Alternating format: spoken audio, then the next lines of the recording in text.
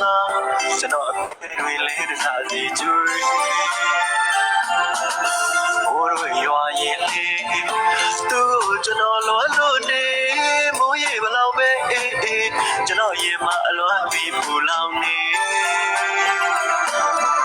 ရွှေမုံပေးဝတဲ့ရေညာနာတနာလေးပါကွယ်ဘိုးရိတ်တွေညိုတိုင်းလွမ်းနေစိတ်ရနိုင်သူကြီးရဲ့မမေ့နိုင်သူတွေ့အလွမ်းမို့ဆိုမိုးရေချစ်စင်တော့ကမိုးရေနဲ့မပြောခဲ့တယ်ပြီးတော့မှမခွဲမြဲချစ်ကြပဲဆို